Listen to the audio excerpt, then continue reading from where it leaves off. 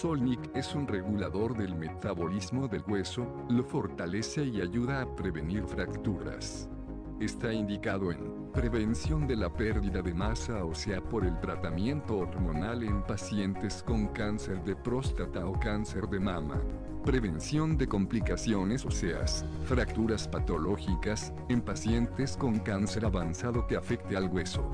En el tratamiento del exceso de calcio por cáncer. En hombres o mujeres, con sobrepeso u obesidad, o con otras enfermedades que afecten al hueso. Se pueden presentar fracturas o compresión de la médula espinal cuando se afectan las vértebras.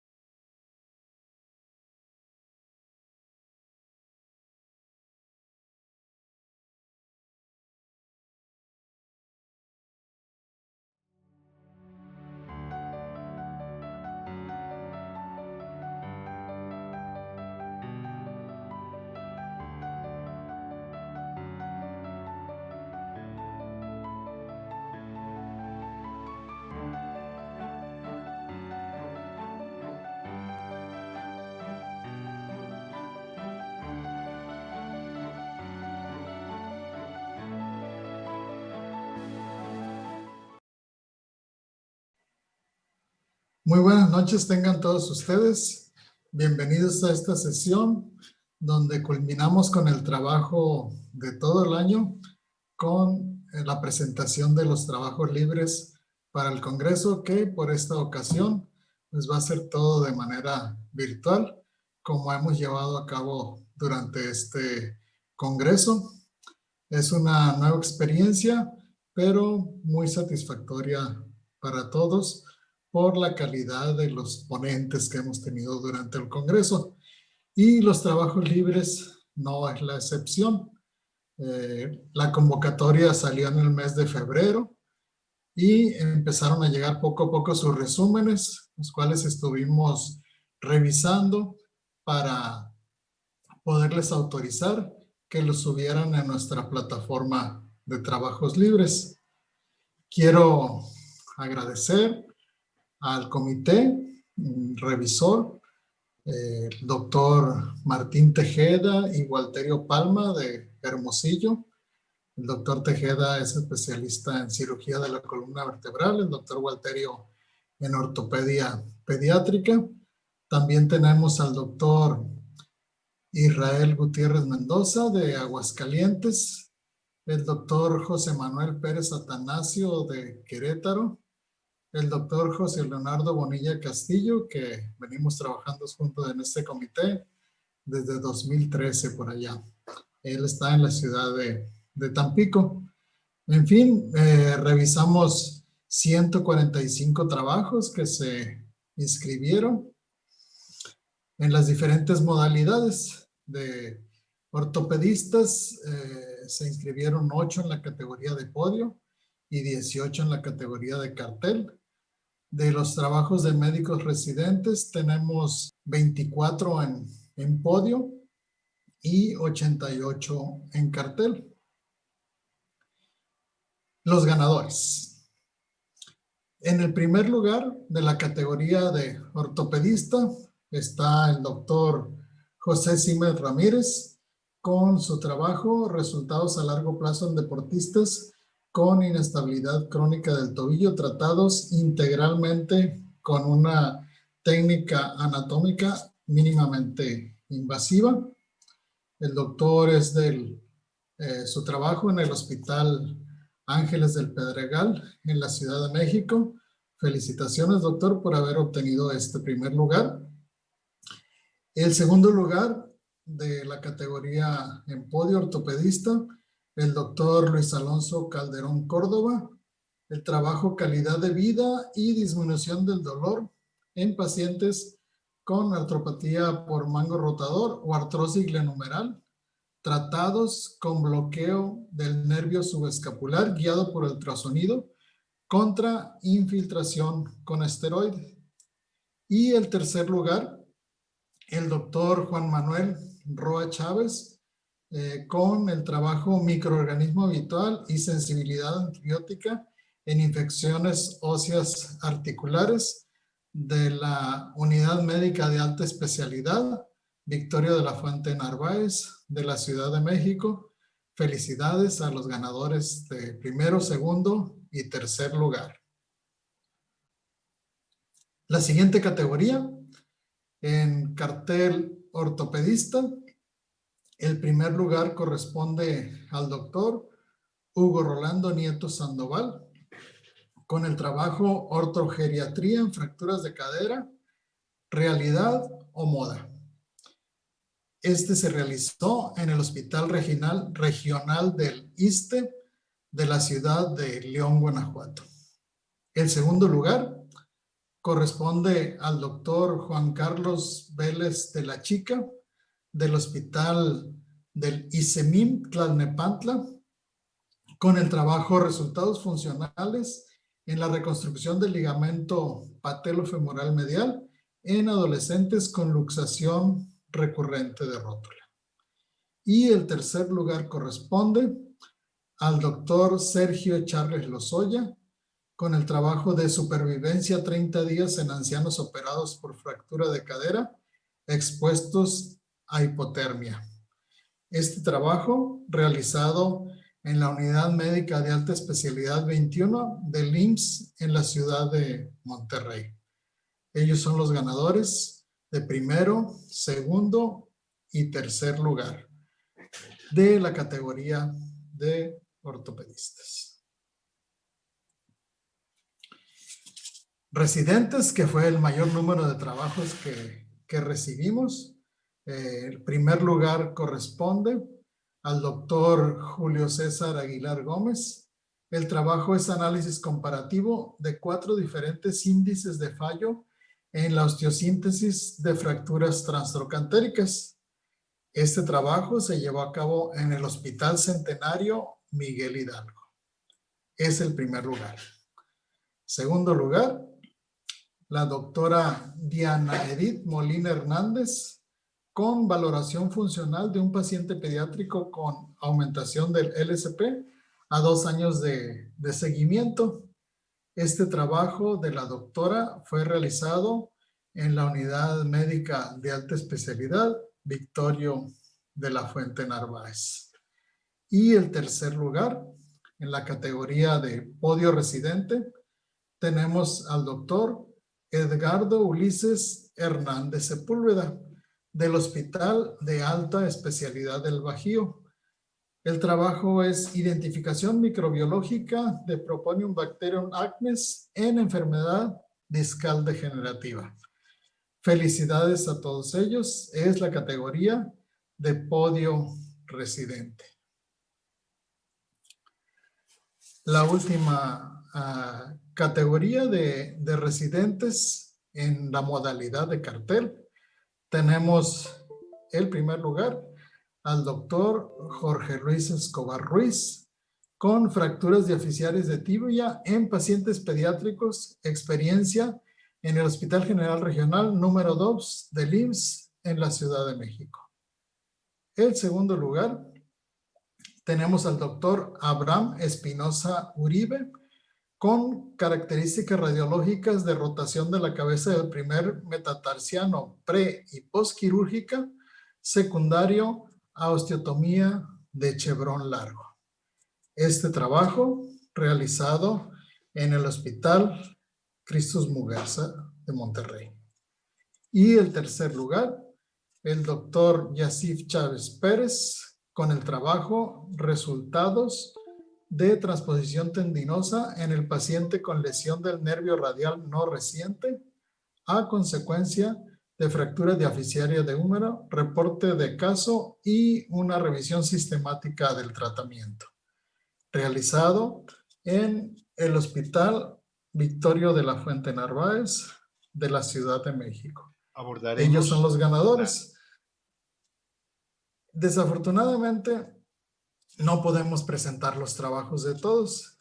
Entonces, se van a revisar el trabajo de la presentación en podio del doctor Simet, el ganador del primer lugar de ortopedista podio. El doctor Nieto, ganador del primer lugar de ortopedista cartel, que en este caso les pedimos que nos hicieran una presentación oral de su cartel por medio de PowerPoint. Y el doctor Escobar del Hospital Regional del IMSS, que fue en la modalidad de cartel residente, pues nada más vamos a hacer una observación de su cartel porque no nos pudo mandar una presentación. De acuerdo a la convocatoria, tenemos que son estas dos modalidades. Entonces, reconocemos su esfuerzo porque sé que es algo que ahora pues una cuestión inédita por esta pandemia, y pues tenemos que algunos de los que se inscribieron finalmente no terminaron mandando su trabajo, y pues les avisamos para que todos los que quieran participar en el siguiente año sean la convocatoria la vamos a lanzar entre enero y febrero del próximo año para que estén listos con sus trabajos. Quizá los que ya no pudieron mandarlos este año, bueno, el próximo año ya tendrán oportunidad de mandarlos. Entonces, una felicitación para todos porque sé el esfuerzo que requiere para poder estar presentes en este congreso virtual. Y vamos a esperar un momentito para las presentaciones del doctor Simet, del doctor Nieto y el cartel del doctor Escobar. ¿Me avisan si ya está listo, por favor?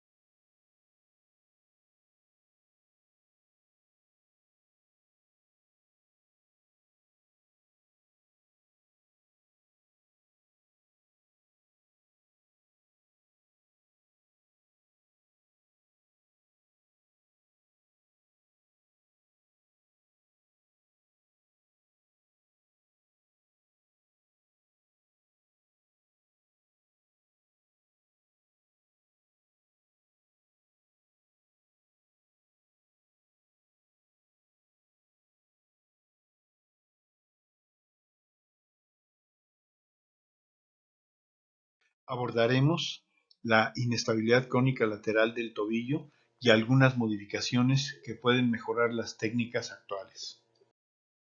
En Estados Unidos se estima aproximadamente alrededor de 2 millones de lesionados por esguinces de tobillo, de los cuales el 10 al 20% evolucionan a una inestabilidad crónica lateral del tobillo. Son deportistas jóvenes que, si no tienen un tratamiento adecuado, esto se verá reflejado en una disminución en su rendimiento deportivo e inclusive en el retiro prematuro de su carrera. La historia del padecimiento, pues todos la conocemos, es el paciente que se lesiona 4 o 6 meses antes, que acude tardíamente con el especialista con una inflamación permanente y dolorosa del tobillo y con una baja considerable de su rendimiento deportivo e inclusive limitaciones en su vida cotidiana. El diagnóstico es sencillo, una historia clínica detallada y nos apoyamos con el cajón anterior y con el bostezo lateral. La resonancia magnética nuclear. En los cortes transversales visualizamos más claramente la ruptura del ligamento peroneo astragalino anterior y en los cortes coronales la lesión del ligamento peroneo calcáneo. Llegamos a la llamada triada ignorada. Esto es algo muy importante. ¿Por qué? Porque en el número 1 vemos que existe la ruptura del ligamento talofibular anterior, también conocido como peroneo astragalino anterior. Esto sucede en el 100% de los casos, lo conocemos los cirujanos, pero realmente prestamos una atención en la ruptura del ligamento peroneo calcáneo que se lesiona en el 20% de los casos. En la sinovitis crónica y en la lesión condral del talo y del domo tibial que se presenta en el 75 al 100% de los casos, pues no. Y la omisión en la reparación de alguna de estas estructuras condicionará necesariamente un mal pronóstico en el tratamiento de nuestros pacientes. Sabemos que existen varias técnicas para tratar esto. Las no anatómicas, como el Watson-Jones de 1950, actualizada por Christmas Snock desde los 80s, en donde seccionan el peroneo brevis y utilizan su tendón para hacer una sustitución del ligamento roto. Prácticamente están en desuso por sus múltiples complicaciones y además de que ignoran la reparación de la lesión del ligamento peroneo calcáneo y la lesión condral del tobillo. Las técnicas artroscópicas. La mayoría de los autores concuerdan en que son cirugías complejas que solo utilizan suturas con reconstrucciones imprecisas a ciegas, muy lábiles, sin soluciones integrales. El número de recidivas es verdaderamente muy importante.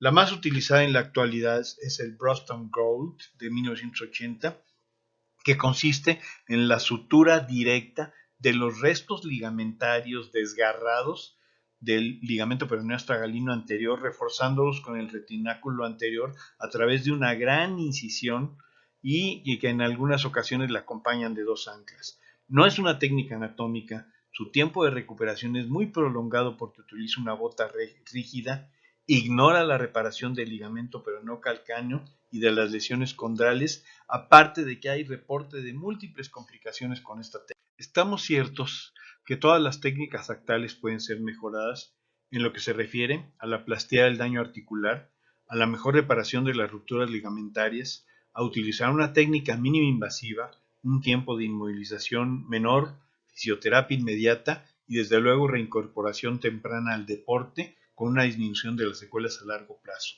El tratamiento tiene que ser integral de todas las lesiones, con una técnica mínimamente invasiva verdaderamente anatómica, utilizando un sustituto ligamentario robusto que proporcione un menor tiempo de recuperación deportiva, una mayor seguridad y reproductividad de la cirugía, con un resultado que debe de ser satisfactorio y que puede inclusive ser considerado hasta el estándar de oro en deportistas. En todos los casos realizamos una artroscopía del tobillo bajo la premisa de que una inestabilidad crónica de tobillo por ruptura ligamentaria necesariamente provocará lesiones sinoviales y lesiones condrales, predominantemente en la esquina lateral de la articulación del tobillo. 100% de nuestros casos presentaron sinovitis, 75% presentaron lesiones condrales importantes y sacamos la conclusión de que cualquier tratamiento que no realice la sinovectomía y la condroplastía tendrá como consecuencia secuelas en rendimiento y durabilidad deportiva. Los tratamientos no anatómicos y Boston Gold no realizan esta reparación. Abordaje quirúrgico es de 3 centímetros, una incisión curva pequeña que tiene la suficiente longitud como para poder colocar el neoligamento hacia el peroné proximalmente y hacia el talus y el calcáneo distalmente. Sigue la dirección de los pliegues cutáneos, es más estética y presenta menores complicaciones. El ligamento lo preparamos simultáneamente, utilizamos el injerto de semitendinoso de 16 centímetros, lo doblamos sobre sí mismo, en el ojal superior colocamos una grapa que va a ir anclada a la cortical posterior del peroné y hacia abajo dejamos 2 cabos distales para tunelizarlos en el astrágalo cuando solamente está lesionado el peroneo astragalino anterior o en el astrágalo y en el calcáneo cuando están lesionados ambos ligamentos. La fijación proximal sobre la fíbula es muy sencilla a través de un túnel de 2,5 centímetros anclado con la grapa que ya mencionamos. La fijación distal del ligamento se realiza pasando la guía a través del astrágalo para realizar un túnel de 3 centímetros por donde se pasará el ligamento y las suturas que se podrán tensionar desde el lado medial, como se observa en el número 2, hasta obtener la tensión necesaria del ligamento. Recomendamos hacerlo a 20 newtons con un tensiómetro, y este es un valioso y único atributo que tiene esta técnica sobre las técnicas anteriores. Una vez que tengamos la tensión deseada, se coloca un tornillo biodegradable. En el número 4 observamos el sitio en donde podemos colocar el túnel para la reparación del ligamento peroneo calcáneo a través de una pinza que se pasa de manera subcutánea.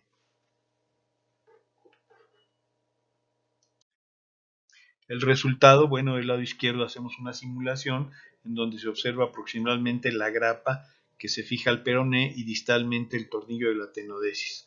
Al lado derecho se observa un tendón robusto, seguro, que le da muy buena fijación al ligamento roto.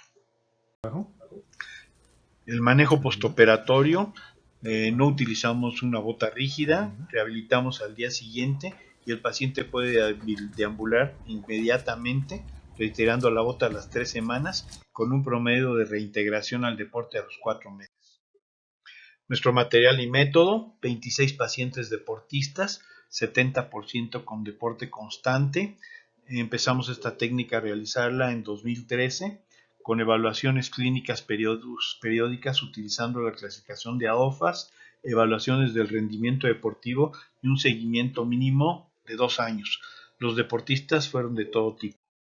Los resultados: en la clasificación de AOFAS, en el preoperatorio tuvimos 72.3 por puntos sobre 100 y en el postoperatorio 93.7, muy cercano a la perfección, con un incremento de 21.4 puntos de promedio en nuestros pacientes. En el rendimiento deportivo los clasificamos en 3 grupos. Grupo 1, los que alcanzaron prácticamente el rendimiento deportivo total, fue el 84.6% de nuestros pacientes. Grupo 2, del 70 al 90% de su rendimiento anterior, 11.5%, y solamente tuvimos un caso en donde no alcanzamos el 70% en un maratonista que tenía una lesión condral amplia grado 3 que requirió microfracturas. En todos nuestros casos encontramos sinovitis 100%, lesión condral en el 75% del 1 al 3 de la clasificación de Aldrich, ruptura del ligamento peroneo astragalino en el 100% de nuestros casos, y ojo, muy importante, ruptura del ligamento peroneo calcáneo en el 15% de nuestros casos. Si esto no se hubiera reparado, el resultado evidentemente no sería el deseado. Como conclusiones, la reparación se hace en todas las lesiones, es una técnica anatómica mínima invasiva, no utiliza botas rígidas en el postoperatorio, la rehabilitación y deambulación es inmediata, el retiro de la bota es a las 3 semanas y el promedio de reintegración deportiva es a los 4 meses. Es un procedimiento seguro y reproductible que podría inclusive ser considerado como el estándar de oro en deportistas. ¿Qué preferimos? ¿Una sutura débil como en el Brostrom del lado izquierdo o una sutura robusta como la técnica propuesta en el lado derecho? Yeah.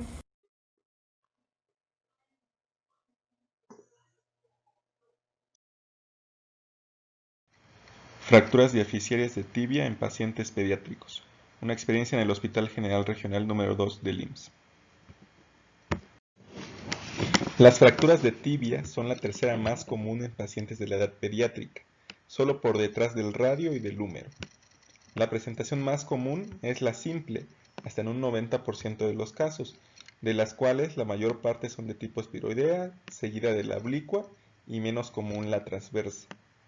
La fractura con un tercer fragmento y multifragmentada abarcan solo un 10% de estas fracturas.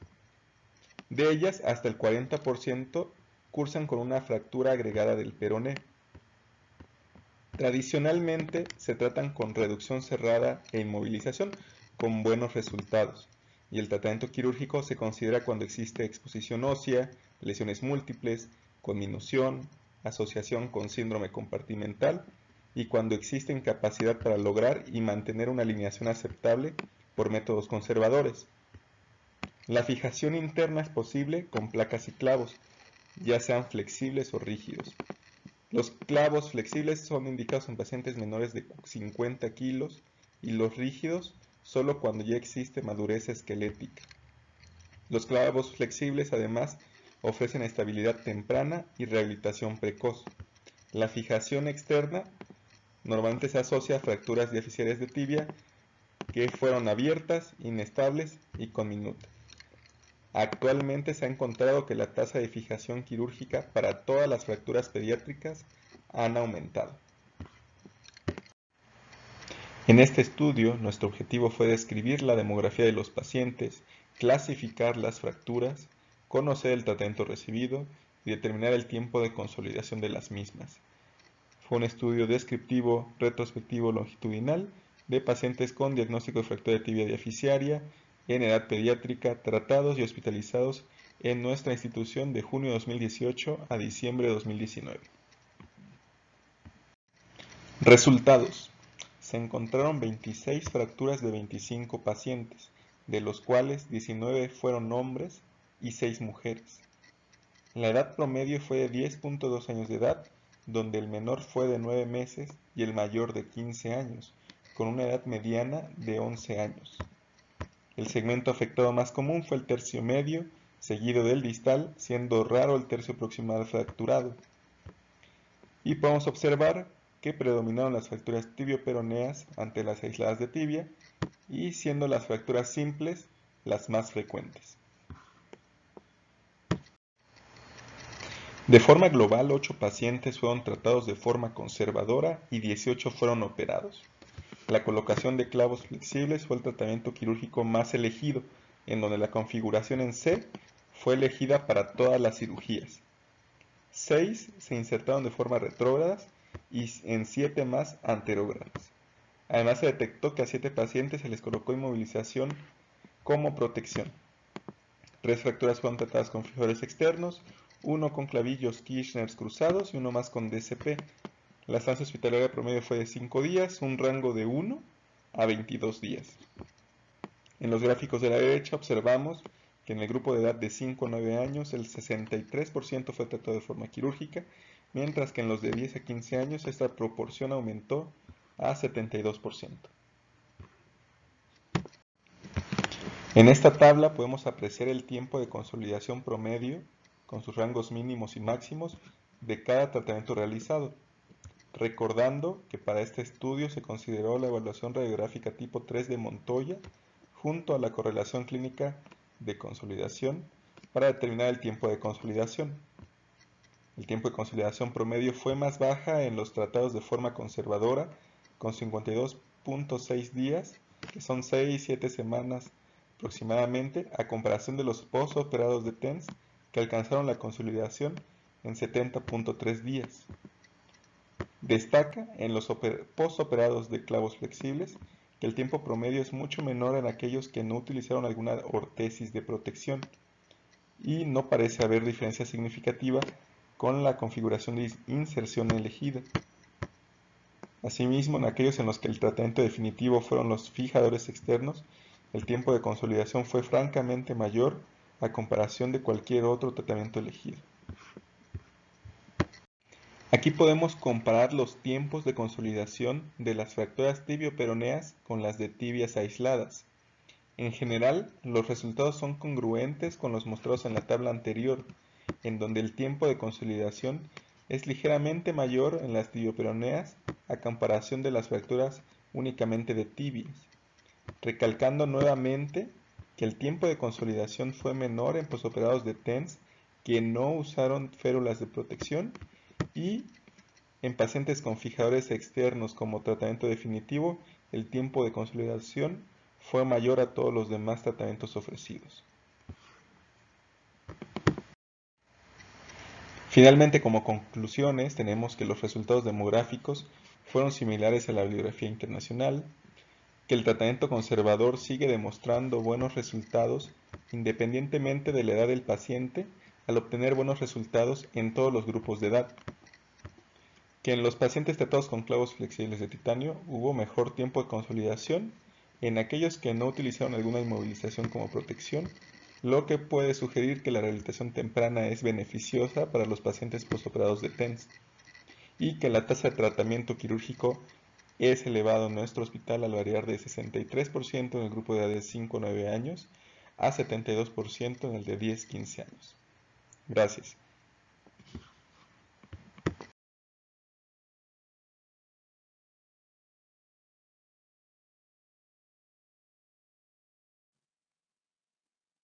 Buen día a todos.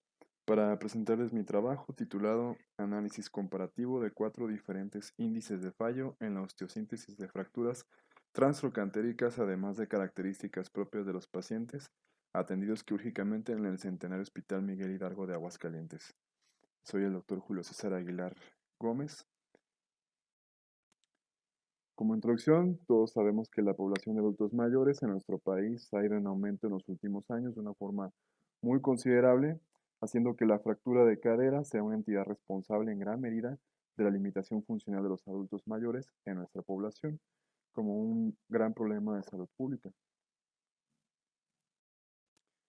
Un breve ejemplo de lo que es una fractura transtroncantérica y el tratamiento de esta patología en los últimos años ha ido encaminado prácticamente al 100% hacia el ámbito quirúrgico. Sabemos que existen mediciones radiográficas especiales para este tipo de cirugía. Entre ellas tenemos el punta apex modificado al Cálcar, el índice de Parker y la clasificación de Fognagnolo, los cuales cada índice por separado, nos sirven para determinar si hay probabilidad de falla en la osteosíntesis o no. Estas mediciones también sirven como un punto de guía para el cirujano en el transoperatorio y nos sirven también para cuidar ciertos aspectos de la técnica quirúrgica, esto con la finalidad de obtener un resultado radiográfico óptimo y finalmente realizar una cirugía exitosa. Pero se considera que existen otros parámetros de importancia que también deben ser tomados en cuenta. Como etiología de esta patología, conocemos que influyen en gran medida los cambios neuromusculares asociados al envejecimiento, el deterioro en general y la inactividad. También la toma de fármacos que van a disminuir el estado de alerta de nuestros pacientes, las enfermedades neurológicas propias de pacientes en este rango de edades y las alteraciones perceptivas. Todo esto nos van a desencadenar en una caída de su propia altura, el clásico mecanismo de lesión, la disminución de la capacidad de respuesta protectora del cuerpo y también el problema concomitante como la osteoporosis que también van a sufrir nuestros pacientes. Los objetivos del tratamiento quirúrgico a corto plazo ha sido la movilización y la carga parcial temprana de este tipo de pacientes y a largo plazo va a ser restaurar el nivel de independencia y la función del paciente previo a la cirugía. Entonces, existe evidencia en la literatura que apoya la intervención quirúrgica no debe demorarse más de 48 horas desde el ingreso del paciente. Esto ha demostrado o se ha relacionado con un aumento en la mortalidad al año de la cirugía, con un aumento de la estancia hospitalaria y con un retardo en la recuperación funcional.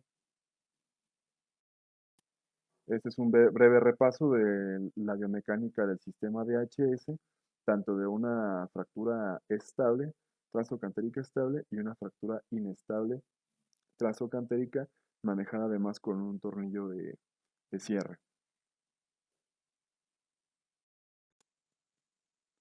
Bueno, para valorar el fenómeno de cutout, tenemos los índices predictivos de falla en osteosíntesis.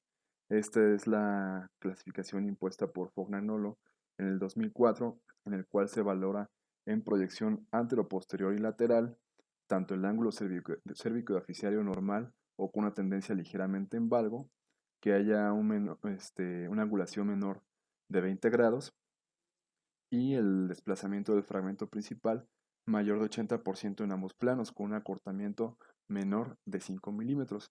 Si hay dos de estos criterios presentes, se considera una reducción buena. Si tan solo hay un criterio presente, se considera una reducción aceptable, pero si no hay ninguno de estos presentes, se considera una reducción pobre. Este es un ejemplo de cómo en la vista lateral podemos observar una angulación de los dos fragmentos mayor de 20 grados, a pesar de que en la AP está ligeramente en valgo y aparentemente con una buena posición del tornillo, de la cabeza del tornillo deslizante. Y en este ejemplo vemos también en una proyección anteroposterior una adecuada reducción del ángulo cérvico diaficiario con una buena posición del tornillo deslizante, pero en la vista lateral También hay una angulación menor de 20 grados, lo que también no es un punto de buen pronóstico en la clasificación de Fougnac-Nolot.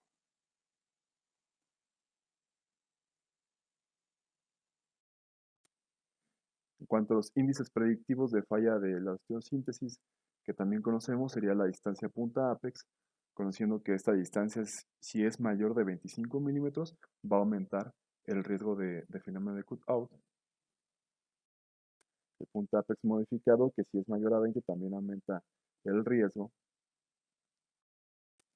El índice de Parker, que si este es mayor de 40%, también se considera un alto riesgo para presentar el fenómeno de cutout. Y finalmente se apoya que la distancia punta apex es el mayor predictor de desanclaje en patrones de fractura, es tanto estable como inestable. De los mencionados anteriormente, el que mayor peso le dan es al punta apex y es el que mayormente utilizamos como punto de guía en el transquirúrgico. Entonces, existe diferencia en el valor de predicción de los índices de falla de osteosíntesis de fracturas transtroncantéricas y qué otros factores influyen en la falla de osteosíntesis de fracturas transtroncantéricas, además de los índices ya conocidos. Entonces, cada autor preconiza que su índice es el más confiable para predecir el fallo, por lo que uno de los objetivos de la presente investigación es analizar y comparar el valor predictivo de estos índices que ya mencionamos con la finalidad de determinar cuál es el más valioso, si realmente el punta apex es el que mayor confiabilidad tiene para poder predecir la falla. Y además existe evidencia clínica de que hay pacientes sin factores positivos de estos índices, o sea, con los índices dentro de rangos normales, y que aún así sufren falla en la osteosíntesis durante los siguientes 6 meses. Lo que nos lleva a concluir que hay otros factores asociados propios de los pacientes que influyen en un mal desenlace y que pueden tener un valor de predicción tan alto o incluso más que los índices conocidos. Dentro de los objetivos es analizar y comparar el valor de estos índices y determinar la influencia de factores propios del paciente en el desarrollo de falla de la osteosíntesis. Vamos a definir como falla la presencia de cualquiera de los siguientes puntos: que no logren el apoyo completo en 6 meses postoperado, no datos de consolidación a los 3 meses postquirúrgico o una cadera vara residual. Como criterios de inclusión incluimos pacientes de ambos sexos, mayores de 60 años, fracturas transtroncantéricas desde la clasificación A1.1 a la A2.3 que se hayan manejado con DHS únicamente y que hayan tenido un seguimiento mínimo de 6 meses. Se dejaron fuera pacientes menores del rango de edad con un tratamiento distinto al DHS, con seguimiento incompleto. Quedaron fuera fracturas en terreno previamente lesionado y fracturas de la AO A3 en adelante. Este es nuestro ejemplo de la clasificación de la O, que se incluye desde la A1 hasta la A2.3, que es lo que está demostrado en la literatura que todavía está bien indicado una reducción de ayortificación interna con un sistema de HS. A partir de la A3 sabemos que el tratamiento es completamente diferente con otro tipo de implantes. En cuanto a nuestras variables independientes, tomamos en cuenta el sexo, la edad, el peso del paciente, si fumaba o no, las enfermedades crónico-degenerativas concomitantes, una enfermedad oncológica concomitante, sin que se trate de una fractura en terreno patológico, el tiempo transcurrido entre la lesión y el evento quirúrgico, antes de 48 horas o después de 48 horas a la lesión. En cuanto a las variables dependientes, el tipo de estabilidad de fractura, los índices de predicción de falla ya mencionados, y si el paciente presentó la muerte antes de los 6 meses en el postquirúrgico, con un seguimiento mínimo a 6 meses para valorar complicaciones. Para el análisis de nuestra información se utilizó estadística paramétrica y no paramétrica para las variables según su distribución. Por otro lado, también se utilizó un análisis lógico-matemático conocido como análisis de testores. Rápidamente, un testor es un conjunto de características o rasgos que distingue individuos u objetos de clases distintas. Es decir, toma todas las variables, las estudia en conjunto y nos da una información de cada una de ellas y no las estudia por separado como la estadística convencional. De resultados, se estudiaron pacientes del 2014 al 19, fueron 126 casos de fracturas transocantéricas y se incluyeron finalmente 51 pacientes. En total de nuestra muestra, 13 pacientes presentaron falla, es decir, el 25%. La clasificación de Fognanolo resultó estadísticamente significativa para la predicción de falla en osteosíntesis, con una estadística bastante representativa. Y en cuanto al análisis de testores, que como les había mencionado, analizan todas las variables en conjunto, le dieron un mayor peso informacional al tiempo de demora. O sea, todos los pacientes mayores de 48 horas desde su ingreso sufrieron algún tipo de complicación. Después las enfermedades crónico-degenerativas y el índice Fognanolo hasta en tercer lugar. El índice punta apex hasta el cuarto lugar.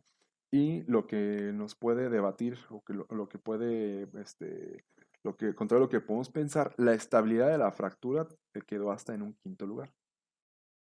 Como conclusión, existe una clara diferencia en el análisis estadístico convencional entre los índices punta apex, el modificado Alcalcar, el de Parker, y comparado con la clasificación de Fognanolo, el cual fue el único que resultó estadísticamente significativo como predictor de falla.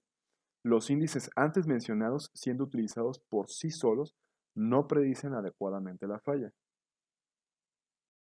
En cuanto al análisis de testores, el tiempo de demora de la cirugía obtuvo el 100% de peso informacional como un predictor de falla. Fue el más importante, además de ser, en segundo lugar, el portador de una enfermedad crónico-degenerativa y la clasificación de Fognanolo muy por encima de los índices ya conocidos como el punta apex, el modificado Alcalcar y el de Parker. Y con la ayuda de este análisis, un alumno de la Maestría de Informática y Tecnologías de la Universidad Autónoma de Aguascalientes está construyendo una aplicación móvil que podrá ser validada en futuras investigaciones como modelo de producción. Muchas gracias.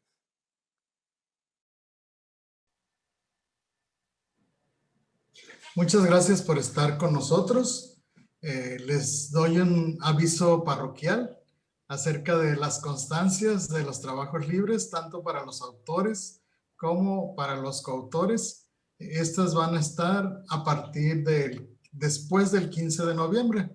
Denos oportunidad porque todavía vamos a estar ocupados con las transmisiones del Congreso para poderlas solicitar a partir de esa fecha.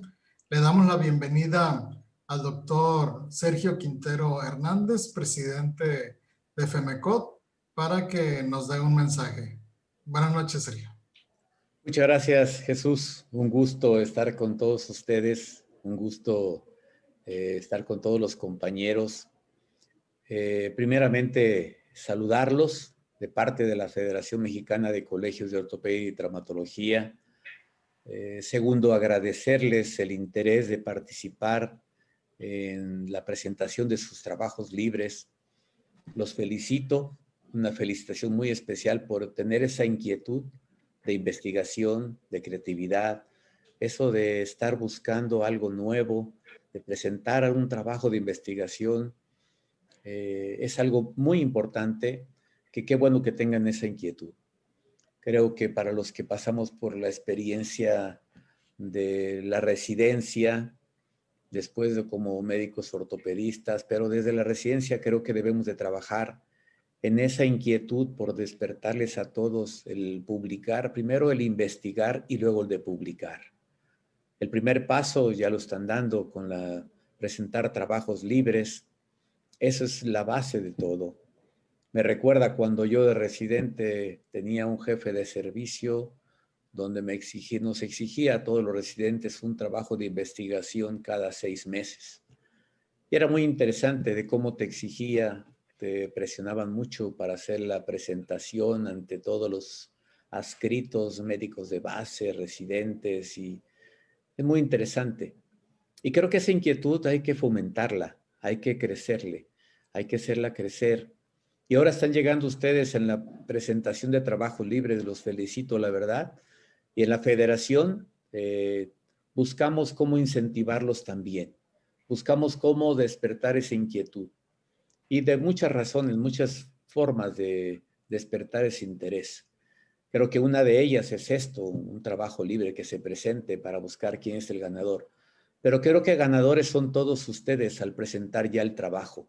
Eso ya ganaron ustedes. Creo que de ese punto de vista ya son ganadores. Ahora es buscar publicarlo, este trabajo. Quizás ahorita no hayan sido agraciados de ser el primer lugar, segundo lugar, tercer lugar, pero el haber hecho su trabajo de investigación creo que ya es muy importante, que es un avance muy grande. El buscar ahora publicar este trabajo de investigación es el siguiente reto. Nuestra revista Orthotips los invita también a que presenten su trabajo de investigación y buscar publicarlo en nuestra revista. El doctor Jesús Rodríguez, parte del comité editorial también, revisor de trabajos que se presentan en nuestra revista. Y fomentar en ustedes esa inquietud por investigar y luego presentar los trabajos y luego buscar publicar. En la Federación tenemos muchos lugares, convenios de colaboración con diferentes instituciones que nos ha permitido abrir la puerta a todos ustedes también. Los mejores trabajos ya nos están recibiendo en diferentes congresos internacionales y esto para la Federación es un compromiso muy grande, el llevar los trabajos que ustedes están presentando. Nuevamente, muchas felicidades a todos ustedes. Los felicito mucho porque esta inquietud que tienen tiene que ser fomentada. Cuenten con la Federación Mexicana de Colegios de Ortopedia y Traumatología. Está para servirles, apoyarles en lo que ustedes deseen hacer de investigación. Cuenten con nosotros. Tenemos 64 colegios en la República Mexicana. Tenemos 3,509 ortopedistas, hospitales con los cuales tenemos convenios de colaboración. Y creo que es una manera de que ustedes puedan acercarse a la Federación y presentar un proyecto de investigación a nivel nacional. Muchas felicidades, muchas gracias y espero que sigan cuidando. Gracias. Muchas gracias, Jesús. Buenas noches y gracias a todos. Buenas noches.